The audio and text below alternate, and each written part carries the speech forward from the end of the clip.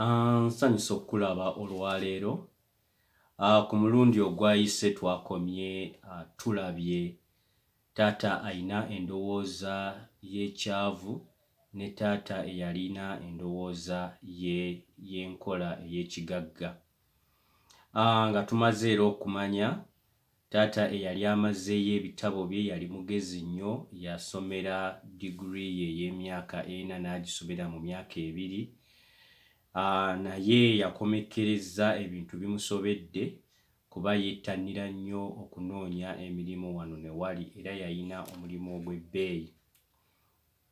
Wabula ne tulaba ne taata eyali tamazeeko misomo kozi twazudde abatuliza batugambye 8th grade ebeera senior 6 tugende n'ekyo. So ono yakoma mu senior 6 we yamanya ennaku ye n'atuula wansi ne yeetegereza ensonga zino wammanga era bwe tugenda ozitunuulira. Yalekera abaana be abako n'abooluganda ssente empitirivu ze yali akoze mu mirimu gye egy'enjawulo nga bwe tugenda okulaba. Kozi ne tufuna n'omukisa mbu omuwandiisi w'akatabo kano Robert Kiyosaki naye kwe yafuna lessons ez'enjawulo nga bwe tugenda okuziraba. Nsiima nnyo ababeera nga batugobera bannaye temukoowa mubeere nga musharinga obuntu akavidiyo kange kano, temwerabira kumpa ka thumb up wansi awo.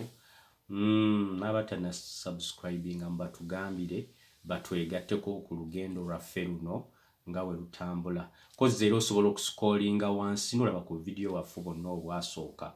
N'ofunamu ekyokuyiga wano ne wali. Tweyongereyo bwe tuti. Both men were strong, charismatic and influential.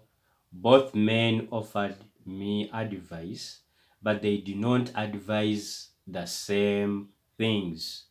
Both men believed strongly in education, but did not recommend the same course of study. If I had only one dad, I would have had to accept or reject his advice. Having two dads advising me offered me the choice of contrasting points of view, one of a rich man and one of a poor man. Instead of simply accepting or rejecting one or the other, I found myself thinking more, comparing, and then choosing for myself. The problem was the rich man was not rich yet, and the poor man was not yet poor. Both were just starting out on their careers, and both were struggling with money and families. But they had very different points of view about the subject of money. For example, one dad would say the love of money is the root of all evil, and the other, the lack of money is the root of all evil. Ebyokuyiga bye tujja mu paati eno. Ekisooka tulina okubeerako n'abantu be twaliise ba advisors. Buli kintu kyo kyonna ky'otandise, omuntu wajja yenna gy'avudde muwulirize, tomugoba. Mu butuufu waliwo abajja n'ayogerera ekintu kyo ky'otandise n'akyogerako bubi nnyo. Ebiseera ebisinga ne tufuna okutya, olumu n'odduka n'okiddukamu buddusi n'okireka awo.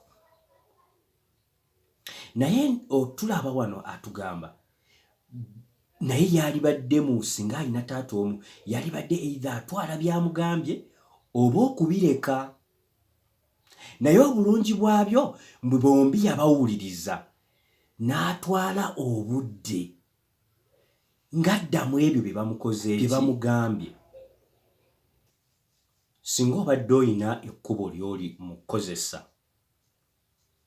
ly'oyitamu bulijjo oli n'agamba toyita mu kkubo eryo eri waseerera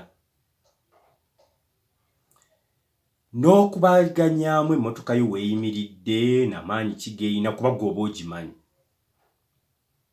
n'otetenkanya okukakana ng'oyiseemu oli eri kaakati ono omusajja eyagambye tosobola kugamba yabadde alowooza sisobola kuyitawo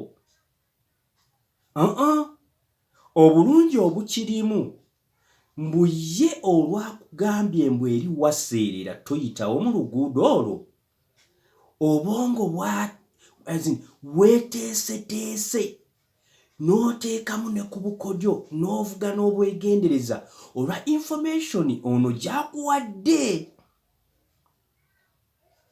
bwe bulungi obulimu mbu ggwe okubeera successful n'oyitawo n'odda eri tekikulowoozesa mbu oli be yagambye yalimbye mbu tewaseerera waba waseerera naye wayiseewo n'obwegendereza olw'ensonga oli yakugambye so wano wenkwagaliramu omanye mbu buli kyokola kyonna twetaaga ba advisors ab'enjawulo b'oguze n'osasulira oba ofunye ba experts mu kyo ne gw'osanze mu kkubo n'omulala osobola omuggyako information wabula akakodyo akaliwo mbu si byonna byagambye mutwala gwezza mu bulamu bwo ne mu mbeera n'okweseetinga wabadde okikoze otya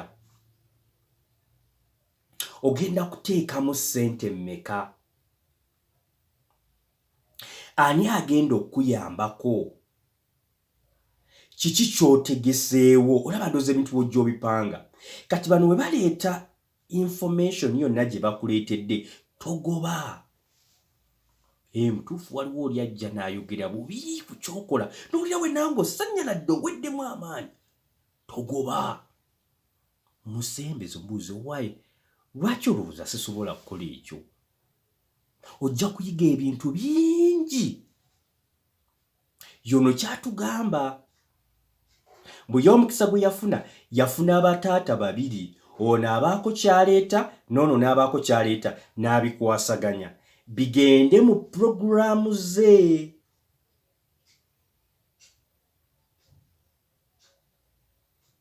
so tugambe ki wano wuliriza togoba ewagaanye kkiriza mbu wagaanye ali naddala nga waliwo akugambye towakana gwe ddamu weetegerize ddayo weetegerize alina wagambidde mbu nti bonna babiri bwe yali abasomako baali tebannaba kutuuka baali batandika butandisi ng'ono omusomi w'ebitabo yakatandika naye butandisi mu mirimu gye egya gavumenti nga n'ono eyakoma mu 8th grade oba senior 6 nga naye akola ki atandika butandisi kati awo nawo waaliwo nga olaba ayinza okuddawo n'ogamba naye bano bye boogerako babikakasa babitegeera nange abamu muyinza okuddawo n'ogamba naye Master Katongole teacher byayogerako abimanyi oba abitegeeza jjukira ekikulu kyaki kyandowooza kyusa endowooza bw'ojja okumanya mbu naawe wooli oli mugagga bulijjo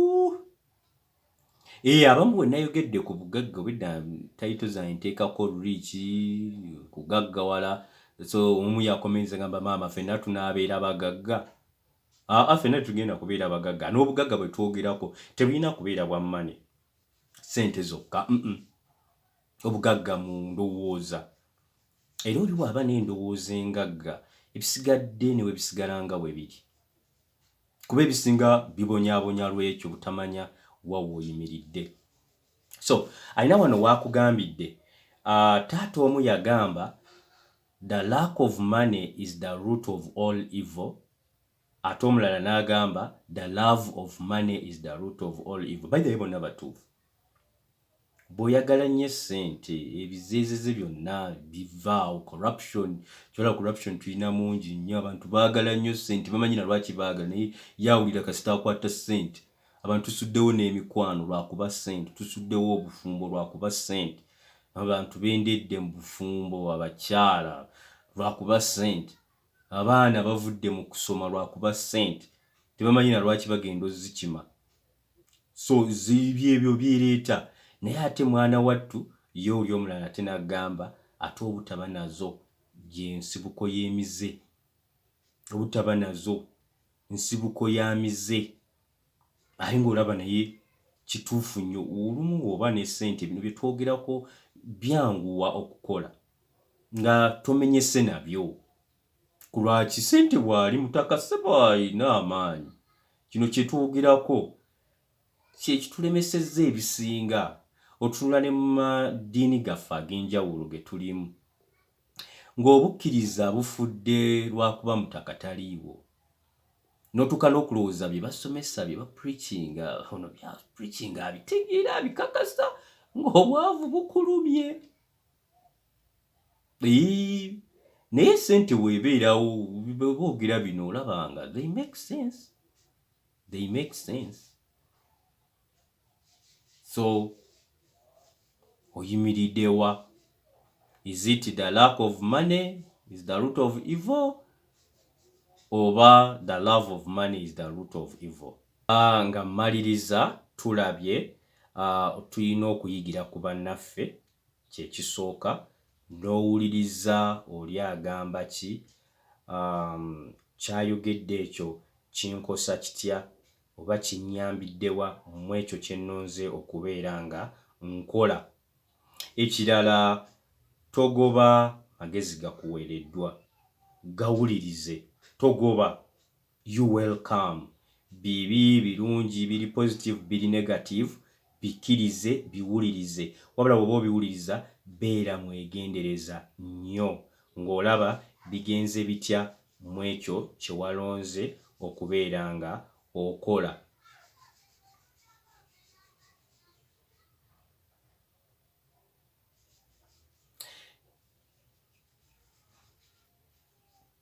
Ekirala, tonyooma azze gy'oli, tonyooma, sooka owulirize. Wuliriza agamba ki? Okay? Ebiseera ebisinga mu kuwuliriza kuno osobola okwetangira ekintu nga bwe tulabye oli avuga mu kaseerezi. Oli waagezaako okulaga obubi obuli mu kintu, osobola n'okugenda nga n'obwo obubi bw'okoze eki bw'otunuulidde n'ogamba baŋŋambye wano wempita waliwo omusezi, n'otamala gatambula n'ogenda ate nga oli weetegese nnyo, singa musanga nkola bwekiti, singa kisanga nakyo kirungi. So ekintu kyo ky'olonze okukola, wuliriza nnyo abalala bakyogerako ki, si mu ngeri ya kukulemesa, wabula n'omanya bo bamanyi ki. Bw'ogenda nga oli munywevu n'ekyo ng'omanyi mu bannaye kino kye nnonzeewo okukola kigenda kunkosa bwe kiti, kigenda kunnyamba bwe kiti, eno embeera bw'enaabaawo nja kukola bwe nti. Enkuba w'olaba ng'eduduma, oli nagamba naye enkuba nno eyinza okutonnya gy'olaga, bw'otagamba si kyagenze, wabula londawo okgenda ogambe okay, enkuba egenda kutonnya, teekamu magambutusi, raincoat woba ogirina ne ambuleera, ng'obitutte mbu weebeerayo ndigaded, bw'etabeerayo abo oba ofiirwa ki? So kikye twagalamu wano mbu amagezi gonna agakuweereddwa gaanirize nga we gazze, omanye nga tadde ntya mu puroguraamu zange ogenda nazo mu maaso, nga soonoonye. Era wano bw'ojja n'okulabira mbu olw'eggulo we twalabye mbu n'amalala wano gaba gasse, toba na malala. Omuntu anaawuliriza banne kye boogera taba na malala. ate era atwala banne kiboogeranga nakyo kya mugaso. So twetaaga tugende nabyo, togenda pa, genda nga w'obuuza, woba olinako gw'obuuza weebuuzeeko. Twala ky'aggambye kiteeke mu programu yo nga bwe wabadde ogirabye, sangula mukyusa mugatta wano toolako wali, okay, tutambulire awo. Weebale nnyo kumpuliriza.